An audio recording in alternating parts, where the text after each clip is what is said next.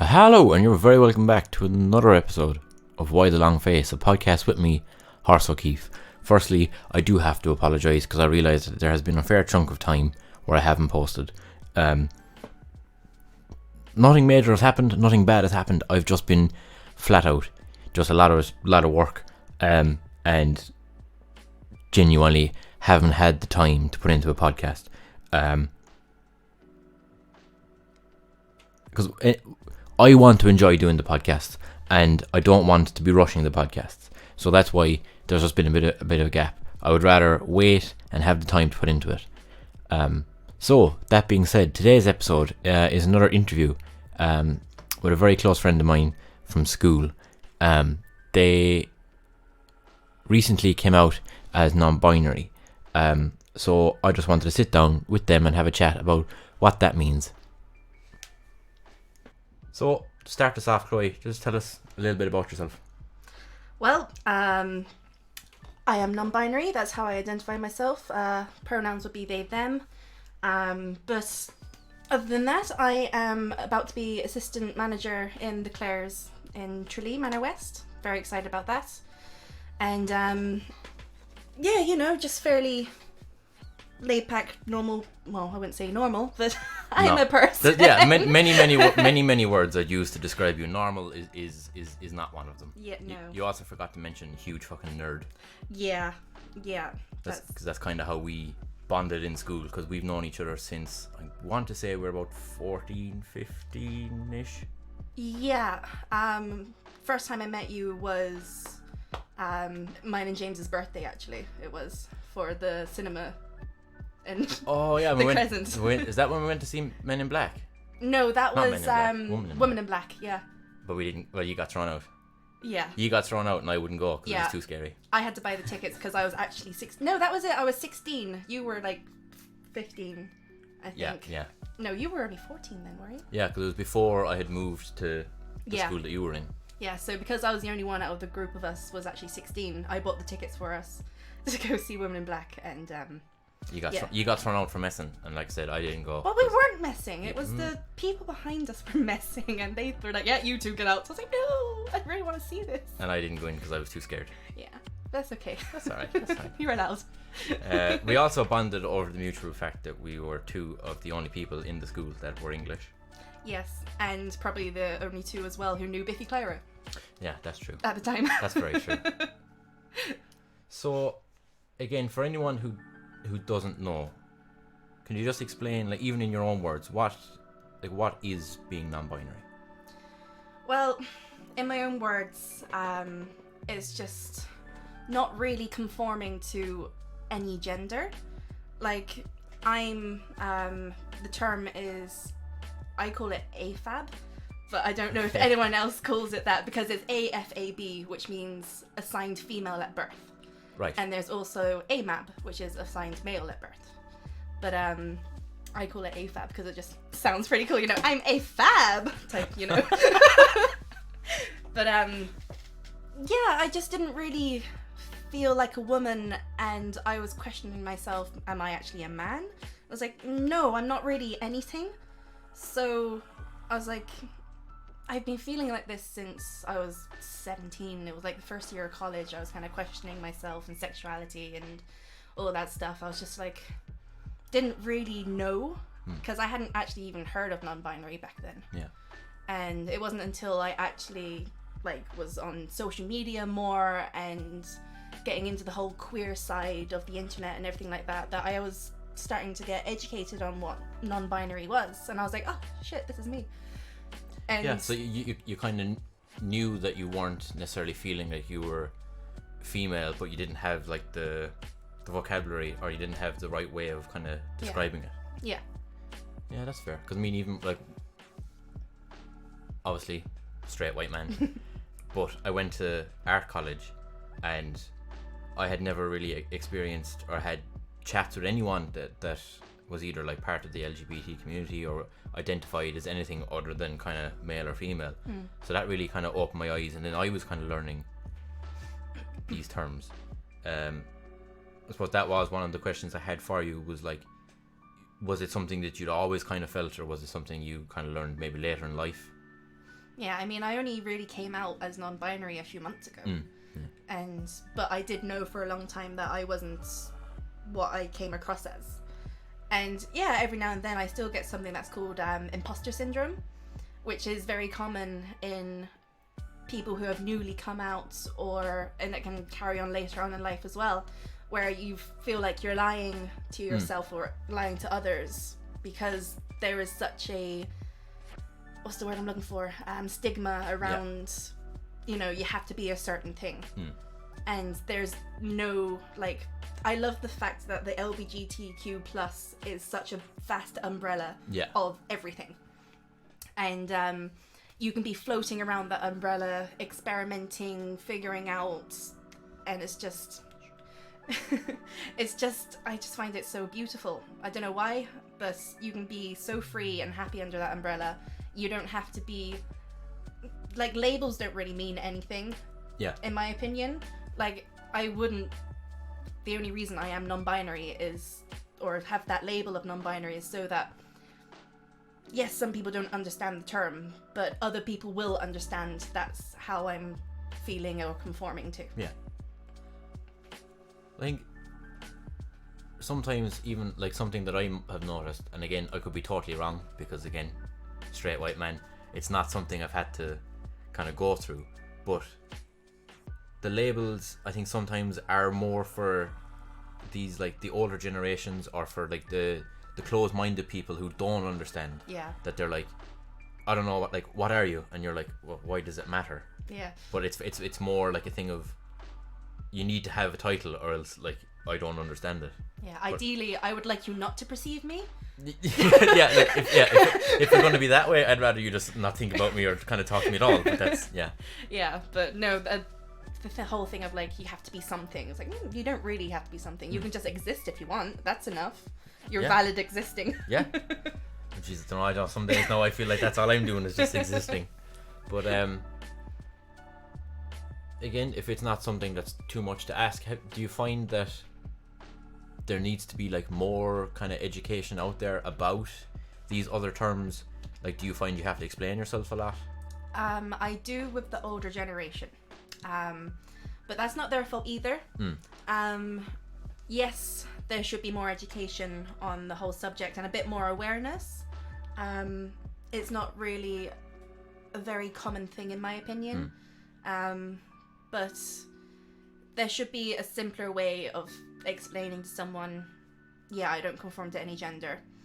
But you will have other people going, but you have, as I was saying earlier, you've reproductive systems, so you're this gender. It's like, but no. Yeah. Yes, it's a physical thing, but it's also really not a physical thing. It's a lot of it mentality too. Yeah. Like, if you're not comfortable in yourself, then what are you, in a sense? Yeah, but, like, what does the fact that you have reproductive organs got to do with what you feel, like, in your brain and just in yourself? They're two very separate things, or at least that would be the way it would make sense to me. So I don't necessarily understand that argument. But then, like you said, it's not necessarily their fault either. Yeah. But then you get this argument of, oh, we didn't have, like, any of this back in my day. You're kind of like, well, you probably did, but, like, one, the terminology wasn't there, and two, because you're so backwards and closed-minded, people are probably afraid of their shit to say anything at all. Yeah, it was repressed to hell. Yeah. Which is why everyone stayed in the closet. Yeah.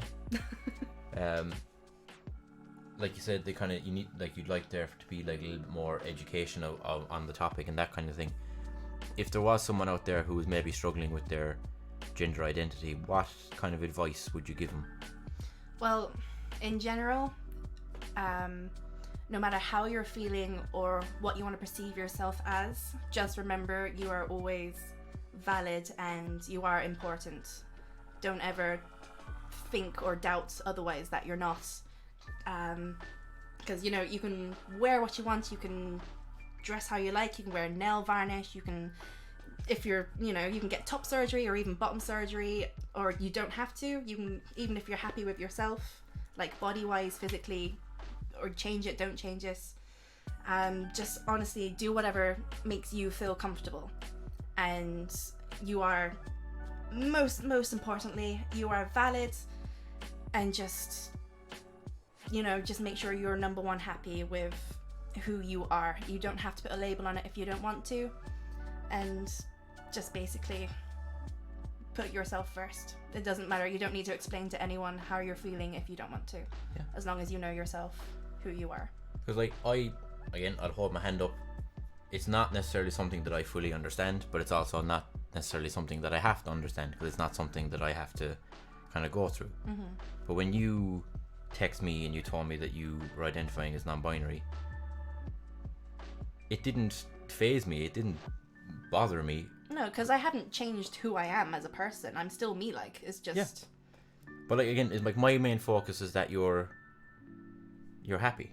Yeah. And if you identifying as non-binary is that was your way of like finding yourself, finding that term that kind of sums you up or sums up your gender identity, you know, that makes me happy. And if all I have to do is use they them pronouns instead of she her, then I'm gonna do that. Yeah. And that's one thing that genuinely does baffle me, because like I have another very close friend who identifies as non-binary.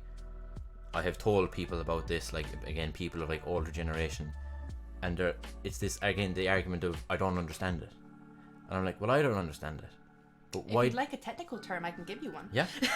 Yeah. Straight from Google itself, ladies and gentlemen and germs. Non-binary or genderqueer is an umbrella term for gender identities that are not solely male or female. They are identities that are outside the gender binary. There you go. There you go. So if anyone's listening to this and you didn't understand, now you have no excuse. Yeah. Google itself Google said it. It's this. there. It's right in front of you now, and that's it. Yeah. Right. Now, more important than any sort of gender identity, we have to do the movie of the week. Now, because you're my guest, I've allowed you to pick the movie of the week and talk about your favourite movie. Now, I have absolutely no idea what you've chosen. I have a fair idea that it's going to be something somewhat nerdy. Possibly Harry Potter-y. Maybe. Yes? No? Well, I have some strong contenders. Okay, so you don't just have one. No, I'm... no. So it's movies of the week then. Well, we can focus on the main one, but I'm going to put some close contenders up there as well. Okay. So obviously, anything Marvel. Okay, so any of the 20 odd Yes. something that's there. Okay, fair, right. Also a massive fan of the Lord of the Rings and the Hobbit series. Yes, I'm okay. actually reading the Hobbit at the second. I'm reading the book. Right, okay, that's So fair. just yeah. to dive back in there again. But my number one all-time favourite movie, purely because I can quote the thing from beginning to end, is Hot Fuzz. Okay. And yeah, the Cornetto trilogy. That's a very good choice. I won't argue with you. I can't fight you on that one. That is, yeah. Yeah. Very good one. Okay, very, very, very important question. Then how do you rank the Cornetto trilogy? Okay, so it is Hot Fuzz first, Mm-hmm. then Shaun of the Dead, Mm-hmm. then The World's End. Fair. See, I find it very hard to rank them because they're all very different. Yeah, they're all very unique and funny in their own way. And I really like The World's End I do as well. because of that mental healthy like subplot that they Yeah. just throw in. Yeah. And I don't even know how, but I missed it. I actually missed that bit the first time. Really? It didn't kind of strike me. Like I knew it was just, it's this guy who's like kind of still living in the past, and he's a bit of an alcoholic, but it didn't. It opened up, the first scene is that he's in a support group. Yeah, but that's just because it was only when I went back and watched it, knowing, and I was like, oh fuck. Okay. Duh. That's there. Okay, that's fair. So, but why Hot Fuzz over the other two? I think it's because it's so close to home. Because it is based in the southwest of England. Fair, yeah. In Farmer County. I'm a girl from Somerset. I will always be. I know I said girl there, but I was born girl there. That's who I am. Okay. That is fair, and I think Hot Fuzz is possibly like the most quotable one out of the three. I could say it from beginning to end. Yeah, like there's what's your favorite quote then? Is that like asking you to pick your favorite child? I got it. Everyone and their mums are packing around here. Like who? Farmers and farmers' mums. Yeah, that's fair. There's also, and I didn't even have to try to put on the accent. no, it just came. It just came out. instantly. It just came out. There's that, or there's the skid marks. There were skid marks at the scene. Yeah. When's your birthday? 22nd of February. What year? Every year. Yeah. Okay. Yeah. No, I can't. We'll just go on forever if we carry on like this. It's completely moved on now. Non-binary. Nah, it doesn't matter. Cornetto trilogy. Yeah. Christ. I was actually only talking about The World's End on one of the podcasts recently, because I think it was like a quote in a film or quoting something that's kind of underrated, and it's when one of them was saying that they're going to end up dead in a field, and he's like, "We're going to end up dead in a field. I hate fields." Like, why I is hate that? fields. But that's just, it's Edgar Wright, and Edgar Wright, Simon Pegg, Nick Frost are just an amazing group to like work together. But Edgar Wright's other films are amazing as well, like Scott Pilgrim and the World, Last Night in Soho. They're just so good. What was the other one he did? What's the other Edgar? Oh, Baby Driver. Baby Driver. Yes, sorry, forgot about that one. Yeah, no, okay. So He's just such a brilliant director. that's fair. So okay, I can't fault you on your movie of the week. That's that. Normally, someone comes in and they're like, "Oh, fucking Braveheart or fucking Fast and Furious." I'm like, oh, for fuck's sake, there's nothing I can talk about with those. That's fair. But to be fair, that's also, again, like I said earlier, one of the reasons why we kind of became friendly years ago was because of this niche. I think you just always you find the nerd. You do. Like if you're in a situation like where you don't know a lot of people, because like I said, when I moved schools, I only really knew my best friend and like a handful of other people. I kind of half knew you from the one time I met you, but then just through like talking and doing like the talent show and all those things, we were like, nerd. There you go. Yeah, it's like you walk into a party and you find the cat. Yeah, there you go. And then you spend the rest of the time petting the cat. So you're my cat. Is that what you're? Sure. Okay. Yeah. If I worded that any other way, that could have been very weird. Am I right in saying that you are also a fan of Doctor Who? Yeah. Okay, that's fine. I do love Doctor Who. That's fine. No, because I made a TikTok about 2-3 days ago. I was talking about like how I've noticed that I'm like really hyper fixating on things recently, and it's bouncing between like the most random things. So like within the last 2 months, it's gone from learning how to play keyboard, because I played the keyboard at home. My sister had a keyboard. I played it for like a couple of hours and I was like, I have to buy one. And it was the only thing that was on my brain until I got one. I bought one, played it for like 2 weeks, and then it moved on to like cooking, because I got like a lot of cooking TikToks and I started making like homemade spice bags. And then like I ate like spice bag for like 2 weeks, and then I got stuck down a YouTube rabbit hole on like Doctor Who stuff, and now I've gone back rewatching like new Who more than like the old stuff. Please tell me you didn't skip 9. No. Good. No, I went from when it came back on screen. Yeah, because everyone skips poor Christopher Eccleston, and he's the most underrated new Doctor ever. And honestly, I will be so mad at you if you do skip him, because he's just so underrated. He's so good. Like, he builds the character up for David Tennant. Oh yeah. Like there's a lot of like David Tennant obviously made it his own. That's fine, but there was also a lot of Christopher Eccleston's kind of quirkier side in it. Now, fair enough, he was a grump as well. Yeah, but that's because of what had just happened. But don't want to spoil anything for anyone who hasn't watched. Right, who's your favorite Doctor though, or is it Christopher Eccleston, or is this another impossible question? Yeah, I love them all so much. I haven't watched any Jodie. I just haven't gotten around to it yet. I love Peter. I love Sam. No, that's not Sam. Nope. You're thinking I had Sam Smith in Sam my head. Smith. I mean, you're still keeping it in topic though, because Sam Smith is non-binary. So there you go.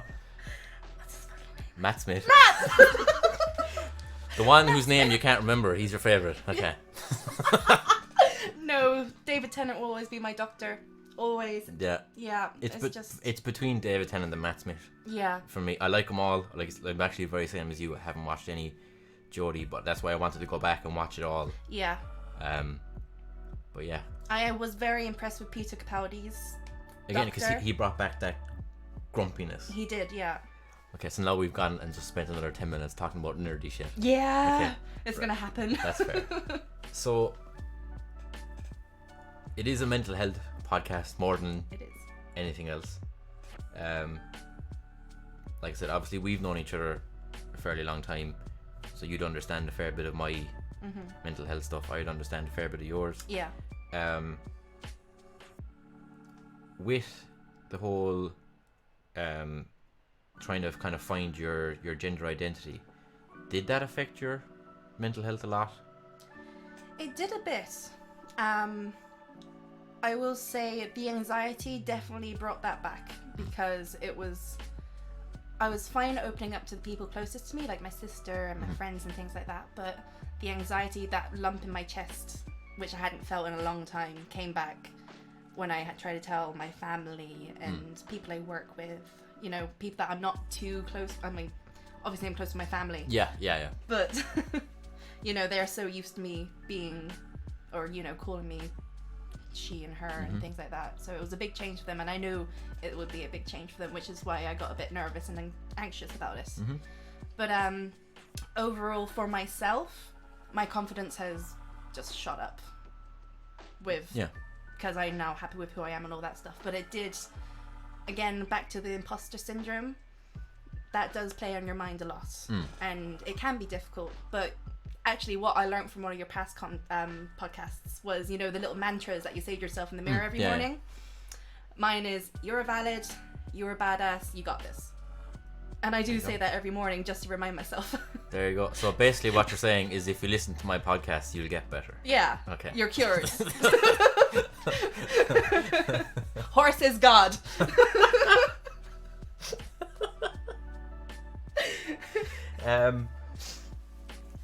So I suppose one of the major things that kind of happened, well, everyone in the last couple of years, was obviously like lockdown and stuff. And again, through talking to you, I understand you went through a bit of mental health stuff throughout that. What would you say to people who do struggle, or do you have any coping mechanisms that kind of really work for you that might work for someone else? Well, for me, I will straight out say, during lockdown, I went back to counselling. There is this online counselling website called BetterHelp, and I'm not plugging them or anything like that, but I used them and they really, really helped. I was talking to some counsellor in America over the phone, and you know, we were sorting through things that had happened in my past and present and everything, trying to plan out a future for myself as well after lockdown and going back to normal life or whatever. And yeah, I mean, I learnt this coping mechanism when I was in college, actually, when I was in counselling in college for a few months. This lovely, lovely woman, this counsellor, she was in training, and I'm guessing this was like her, I think I was her first, I'm not patient. I nearly said victim. That's not the right word. Fucking hell. First, patient, first client. There you go. Victim. Fucking hell. I was telling her all my shit that I'd been through and everything, and she genuinely just went, "Oh my god, I'm so sorry." I was just like, "Hun, don't worry, it's fine." No, it's fine. It's my thing. It's not your thing. But she was like, anyways, if you ever do start to feel a bit overwhelmed and overstimulated and anything like that, there's this great grounding technique that I still use today. And like, college was, what, 7 years ago now, if that? No, less. I don't know, fucking hell. 7 years? Less. Yeah, could be. When was 5 years ago? 2017? What year are we now? That was 5. That was 5 years. 10 was too much. 10 was school. Maths was not our strong point. Nope. just in case you couldn't figure that one out. Yeah, anyways, so this grounding technique, basically what you do, you can either sit down or you're led down, and you're just taking deep breaths in and out, and then you focus on, first of all, your toes, and you flex the muscles or wiggle your toes while you're breathing in, then you breathe out, and then you move on to the whole of your foot, and then you repeat that, and you do it into your leg muscles, and then your arse muscles, and your stomach muscles, your fingers, your arms, your shoulders. And after you've flexed each of your muscle all the way up to your head, you're relaxing them as well. So you're conscious of every single muscle, and you're just relaxing them. And then when it's all over, you just feel so loose and calm, and you're just like, okay. Yeah, like there's, because I think with things like that as well, if you do that when you feel like you're kind of either starting to spiral, not only does it calm you, but you're also by the time you get to like your stomach muscles, you've probably completely forgotten about what you're spiraling about in the first place, or you've kind of not forgotten about, but you've taken your mind off it. Yeah. And you're focusing on that, and then you do kind of have that calmer sense. So, yeah, that actually does. I think actually a counselor told me to do that before as well. There's that one, or there's the one with like the 5 senses. Did you ever hear about this one? Yeah. But that one always confuses me. Yeah. Because I forget which one I'm supposed to do. Yeah, which one's next? But again, it's fine because it's still kind of taking your brain it's out of what you're doing distraction for a minute. of. Yeah, exactly. Yeah, and like healthy coping mechanisms are distractions, but good distractions. Yeah. Because there are bad distractions, drugs and drinking and things like that. But the good distractions are like, art and poetry and things like that. Like, I know you're familiar with my poetry and everything. I've written like half a copybook. No, not copybook. Like half a notebook at this stage. Half now. a big book. Yes, a book. 1,000 pages. No. A big enough book anyways of like everything I was going through, everything have been through. And it just helps get what's in my mind out of it and onto a page. Yeah. Sometimes they're so bad I have to burn them. But most of the time I keep them. Because that's what I was about to say. I was like that I've had that, like I would either do a bit of writing or try and write a song or try and do something. Like if I have done 10 songs, say, when I've been depressed or I've been like that, I think I've kept maybe one of them. The rest of them were so awful. Yeah. God. Well, you read them back and you're like, oh God, this is like so cringy, or it's like the most generic. That was like, in my head? Yeah, you're like, that's the most. It's like if someone tried to write a song when they didn't know about depression. It's just like all this generic nonsense. You're like, oh God, that's fucking horrendous. But I don't think that matters either. I think it's very important for someone to have some sort of artistic outlet. And when people say, oh, well, I'm not arty. Yeah. It doesn't matter. I would have never said I was arty. I realise now that I am. Yeah. But like the fact that I got into art college still genuinely baffles me. But I am artistic, and just because you like you say, oh, I can't play an instrument, or I can't actually draw, I can't do any of these things, it doesn't matter. No. If you're like in a bad headspace and you just draw stickmen crying, you're still getting it out. It's not about the end result or the end product being good. It's about using that as a way to just kind of get it out of your head and have that conversation, because sometimes people can't necessarily articulate it, or they don't have someone to actually speak to about it. So it's just your way of trying to get it out of your head. And like even with that, sometimes I've done that. I've just like kind of got a piece of paper and wrote it all out, and I have burnt it, because it's your way of kind of, okay, it's out now, and now that's it done. Now it's gone. Now, if you are burning things, please be careful. Don't make sure you're outside in a safe space. And it's safe, because I don't want anyone coming back. There's a bucket of water beside you. I don't want anyone coming back saying I burnt down my house because a horse told me to burn shit. That's not at all the point that I want you to be. No, to be we don't want to start any arsonists here. Yeah, no, absolutely not. Right. So, is there anything else that you'd like to add in, or anything else you'd like to say before we kind of finish up? Yeah, actually, there's just one thing I do want to add.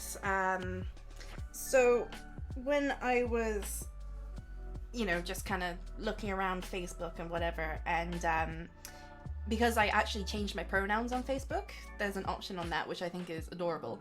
But I came across this group where you can join. It's called Nonbinary Social Space, and it's actually one of the safest places on the internet for me, in my opinion anyways, because there's just such a friendly community on that group. Everyone's hyping each other up. You can post pictures of yourself feeling very gender, and like asking questions about people with big chests, what's a comfortable binder for you to wear, any opinions or options, like how do you guys tuck, and just different things like that. And it's just such a really nice safe space, and I'd recommend anyone who is non-binary or even thinking about it, even if they're gender fluid or anything like that, recommend joining that group. It's, again, I'll say it, non-binary social space. It's honestly changed my life a little bit. I feel like I'm part of a community. It's just really nice. But it is nice to have, like, again, obviously I'm not part of that, but I would consider like my little TikTok community Yeah. It's nice having that kind of a safe space where you know you can go in, you can say whatever you need to say, and you're not going to be judged. You can just like 100% just be yourself. Yeah, like I had a genuine question to ask, because now that I am non-binary, I haven't been in a relationship since I came out, and I was like, well, I'm not going to be their girlfriend anymore. And I was like, so I posted in the group, I asked, like, look, what's a gender neutral term for, like, partner feels a bit too formal, like you should be with your partner for like 5 years or something like that. And they came back, my favorite one that someone commented on my post was joy friend. Joy friend. Isn't that adorable? That's very sweet. Yeah. Another one was fae friend, like fairy fae. Okay, yeah. Which is kind of cute, like, you know, kind of ethereal and everything like that. And yeah, there was a few others as well, which I can't remember off the top of my head, but a lot of them were like, you know, I call my significant other or partner and things like that. It's like, yeah, but they are a bit formal. You're married. Like, yeah. This is what I want to know, what someone can call me if we're literally just been dating a week or something. Yeah, or you're just kind of talking in the talking stage or whatever. Yeah, that's fair. Yeah. So I just thought, you know, it's really helpful. They're just there to kind of help you along on your journey. It's just really adorable. Joy friend is just, that's probably one of the most wholesome things I've heard in like a long time. That's just fucking lovely. That's just so nice. It just makes your heart all warm. Yeah, you're like, oh, I've a joy friend. Oh, that's actually, that's, oh. Yeah. A big fucking stupid smile now. Like, oh, it's lovely, like. But yeah, that's pretty much all I wanted to add on to this. Well, thank you very much for coming on. Thank you for being very open and honest, and I hope kind of educating people or giving people just a better understanding of what it is. Yeah, you've definitely given me a better understanding of what it is. And thank you very much for inviting me. This has honestly been so much fun. Sure. There's no hassle. To be fair, like we said, we haven't seen each other in about 4 years, and that was only for like the space of a minute because we were going to see Tenacious D. Yeah. And we happened to be at Junction 14 and we shouted at each other from across the car park. But yeah, no, thank you very much. No problem. Thank you. So again, I would just like to thank Chloe so much for coming on and being extremely honest and just being 100% themselves. I think it's very important to have someone on who, you know, has maybe struggled with themselves but has now found themselves and is just a fucking amazing human. It's the only way I can describe them, just an absolute gem. And I hope that you have enjoyed listening to them as much as I did interviewing them and talking with them. Just remember, lads, that it's very important to put time into yourselves so that you can become the best version of yourself possible. For the next week, lads, be good to yourselves. Mind yourselves.